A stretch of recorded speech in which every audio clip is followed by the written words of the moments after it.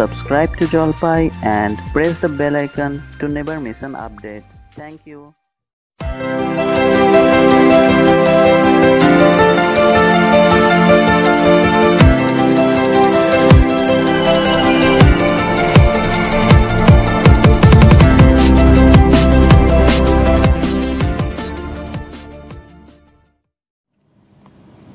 কেমন আছো বাচ্চারা?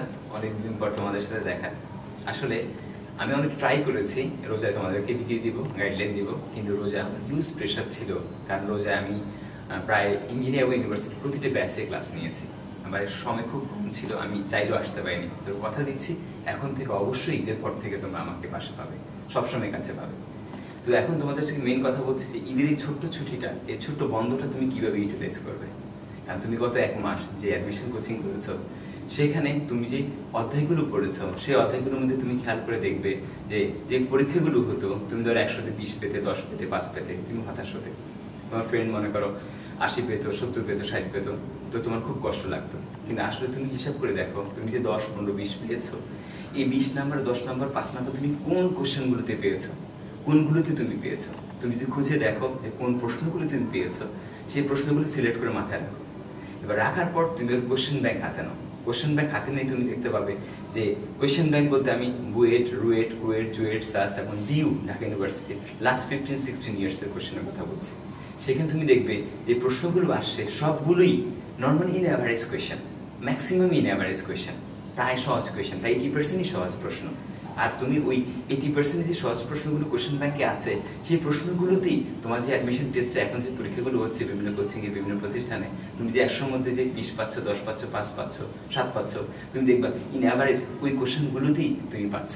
যেগুলো টাফ হচ্ছে, একটু অনেক প্রেশার হচ্ছে, সেগুলো তুমি পাচ্ছ না।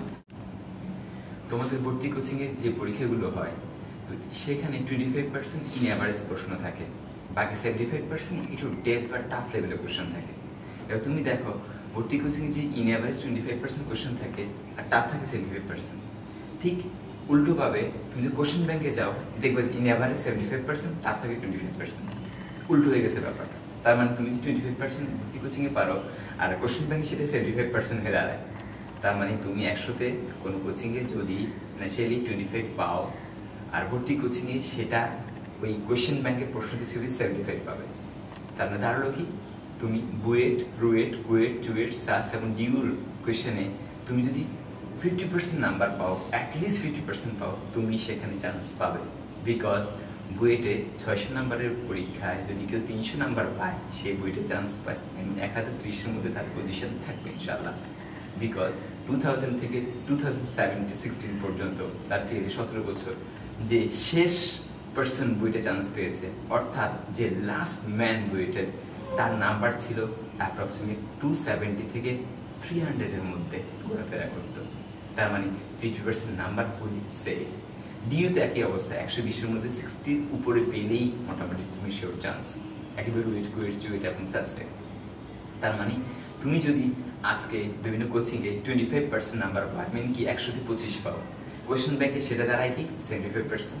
আর 75%ই তোমার দরকার কি, তোমার দরকার মাত্র 50% বুয়েট, রুয়েট, কুয়েট, জুয়েট এবং ডিতে চান্স পাওয়ার জন্য। এবার তুমি বুঝো তুমি কোন জায়গায় আছো। তুমি হতাশ হওয়ার কিছু নেই, পড়াশোনা চালিয়ে যাও, তোমার লাইনে থাকো, ট্র্যাকে থাকো, তবে অবশ্যই কোশ্চেন ব্যাংক দেখো, খুব ভালো করে দেখো যে তোমাকে আসলে কি পড়তে হবে। খুব বেশি হতাশ হবে না, কারণ কোচিংগুলো, ভর্তি কোচিং এরকমই হয়, তোমাকে হাই স্ট্রেস দিবে, হাই প্রেশার দিবে।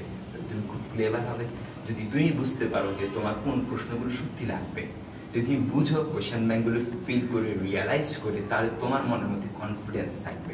এই কনফিডেন্সে তোমাকে এগিয়ে নেবে, আর অন্য কিছু নয়। আমি আমার লাইফে অনেক ছেলে মেয়েকে দেখেছি, অ্যাভারেজ ছেলে মেয়ে যারা ওইটে গেছে, ইউনিভার্সিটি ওয়েট আছে, ভাই হাজারখানিক হতে পারে ইনশাল্লাহ আমি কাউন্ট করলে, আমার পরিচিত আমার কাছ থেকে।